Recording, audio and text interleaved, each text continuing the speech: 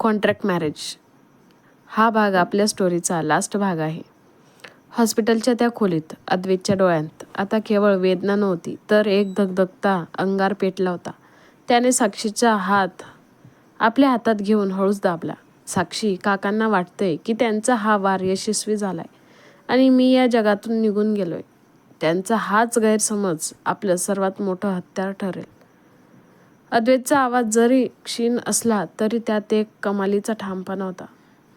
साक्षीने चमकून त्याच्याकडे पाहिले. म्हणजे तुम्हाला नक्की काय करायचं आहे अद्वैत? मायाताई. अद्वैतने बाजूला उभ्या असलेल्या मायाताईकडे पाहिले. हॉस्पिटलच्या प्रशासनाला सांगून माझी तब्येत अत्यंत नाजूक असल्याचं किंवा मी अजूनही कोमामध्ये असल्याचं बाहेर पसरवा. काकांना ही बातमी मिळायला हवी की मी वाचण्याची शक्यता शून्य आहे. ते जितके गाफील राहतील तितकीच मोठी चूक करतील. मायाताईंनी डोळ्यातली अश्रू पुसून होकारार्थी मान हलवली आणि लगेच कामाला लागल्या. दुसरीकडे वाड्यासारख्या त्या प्रशस्त बंगल्यात काकांचा आनंद गगनात मावत नव्हता. पांढरा कुर्ता घालून चेहऱ्यावर खोट्या दुःखाचा आव आणत त्यांनी वकिलाला आणि बोर्ड ऑफ डायरेक्टर्सना, काही महत्त्वाच्या सदस्यांना तातडीने घरी बोलावले होते. फार मोठा अनर्थ घडला वकील साहेब. काकांनी डोळ्याला रुमाल लावत ढोंगी अश्रू ढाळले. आमचा अद्वैत एवढ्या लहान वयात असा जीव घेणा प्रसंग ओढवला. डॉक्टरांनी आशा सोडली आहे असं कळतंय. कंपनीचे शेअर्स कोसळू नयेत आणि अद्वैतचं साम्राज्य उद्ध्वस्त होऊ नये म्हणून मला जड अंतकरणाने या सर्व व्यवसायाची सूत्रे हातात घ्यावी लागत आहेत. वकिलांनी अद्वैतच्या अनुपस्थितीत सर्व पॉवर ऑफ टर्नी आणि शेअर्स हस्तांतरित करण्याचे कागदपत्र टेबलवर ठेवले. काकाजी, तुमच्या सहीनंतर आणि अद्वैत सरांच्या अधिकृत मृत्यूनंतर किंवा अंतिम वैद्यकीय अहवालानंतर ही सर्व संपत्ती तुमच्या नावावर ट्रान्स्फर होईल. तुम्ही इथे सही करा. काकांच्या हाताला लालसेची थरथर सुटली होती. त्यांनी पेन उचलला आणि ते सही करणार इतक्यात हॉलचा मुख्य दरवाजा धडकन उघडला गेला.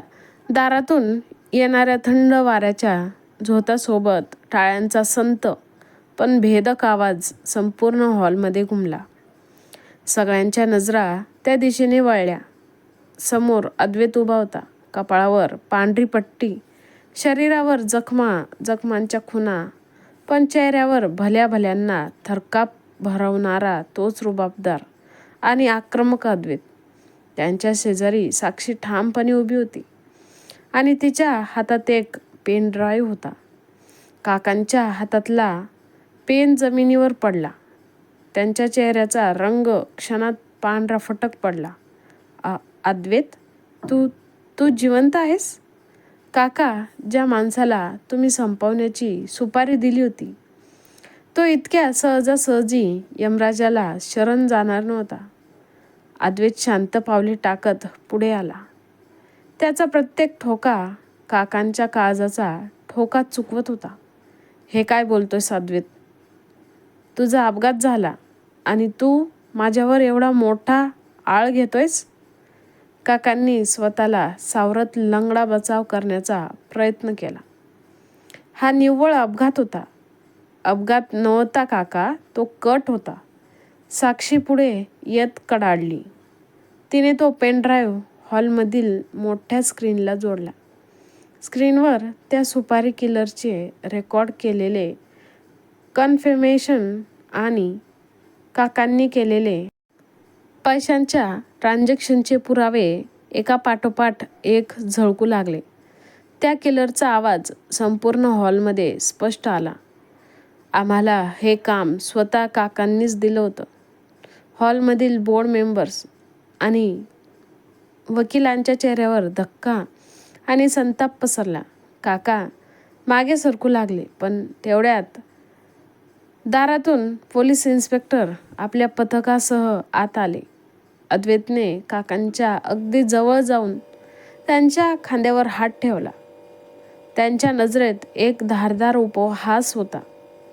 तुम्ही म्हणाला होतात ना काका की मी साक्षीच्या जितका जवळ जाईन तितकं तुम्ही तिला माझ्यापासून दूर फेकाल. पण बघा, तुमची हीच एक चूक तुम्हाला कायमचं तुरुंगाच्या गजाआड फेकून आली. इन्स्पेक्टरने पुढे येऊन काकांच्या हातात हातकड्या ठोकल्या. काका हताशपणे अद्वैत आणि साक्षीकडे पाहत खाली मान घालून निघून गेले. काका घराबाहेर पडताच त्या मोठ्या वास्तूत पसरलेली विषारी हवा जणू एका क्षणात नाहीशी झाली. अद्वैतने मागे वळून साक्षीकडे पाहिले. त्याचे डोळे आता मऊ झाले होते. साक्षीच्या डोळ्यांतून आनंदाचे अश्रू वाहत होते. अद्वैतने तिला हळूच आपल्या छातीशी कवटाळले. सर्व वादळांचा अंत झाला होता आणि आता त्यांच्या प्रेमाची एक नवी निर्भय सकाळ उगवणार होती. काकांच्या अटकेनंतर त्या घरातील सर्व नकारात्मकता कायमची संपली होती. पोलीस निघून गेले आणि संपूर्ण बंगल्यात एक सुखद पवित्र शांतता पसरली.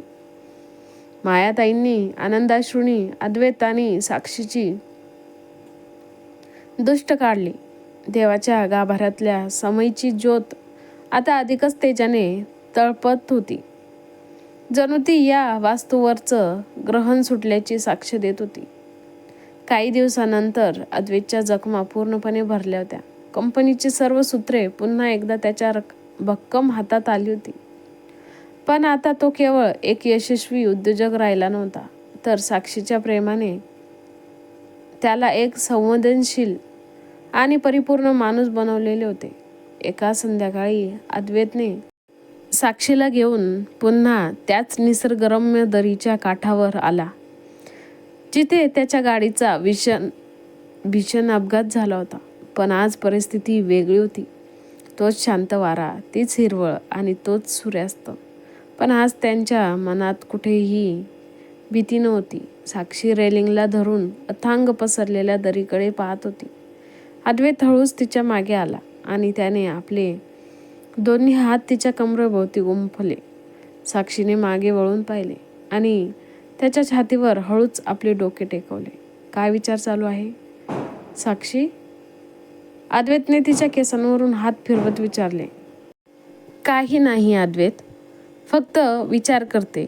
याच दरीने आपल्याला जवळजवळ हिरावून घेतलं होतं आणि आज आपण इथेच उभे राहून नव्याने श्वास घेतोय. अद्वैतने तिची हनुवटी वर करून तिचा चेहरा आपल्याकडे वळवला. त्याच्या डोळ्यात अथांग प्रेम आणि आदर दाटून आला होता. त्याने साक्षीच्या कपाळावर एक हळूवार उबदार चुंबन घेतले. साक्षी, संकटांनी मला मारण्याचा प्रयत्न केला, पण तुझ्या प्रेमाने मला यमराजाच्या दारातूनही परत आणलं. तो रागीट कठोर अद्वैत त्या अपघातासोबतच संपला. आता जो शिल्लक आहे तो फक्त आणि फक्त तुझा आहे. अद्वैतने खिशातून एक छोटी मखमली डबी काढली. त्या डबीमध्ये एक नाजूक हिऱ्यांची अंगठी चमकत होती. साक्षीच्या डोळ्यात आश्चर्याने चमक आली. आपलं लग्न एका बंधनात झालं होतं साक्षी, पण आज या मोकळ्या आकाशाखाली मी माझ्या संपूर्ण अस्तित्वासह तुला मागतोय. माझ्या आयुष्याची प्रत्येक सकाळ आणि प्रत्येक संध्याकाळ तुझ्यासोबत जगायची आहे. साक्षी, तू कायमची माझी होशील. साक्षीच्या डोळ्यातून आनंदाश्रू वाहू लागले. तिने क्षणाचाही विलंब न करता होकारार्थी मान हलवली. अद्वैतने तिच्या नाजूक बोटांत ती अंगठी सरकवली आणि तिला घट्ट मिठीत घेतले. दूर क्षितिजावर सूर्य मावळत होता आणि आकाशात लाल केशरी रंगाची उधळण झाली होती. वादळाची रात्र सरली होती. अंधार कायमचा मिटला होता आणि अद्वैत साक्षीच्या नव्या सुंदर आयुष्याची एक सोनेरी पहाट उजाडलेली होती. कशी वाटली ही स्टोरी कमेंट करून नक्की सांगा. आणि अशाच नवीन नवीन स्टोरी ऐकण्यासाठी आत्ताच माझ्या चॅनलला लाईक, शेअर, सबस्क्राईब करायला विसरू नका. धन्यवाद.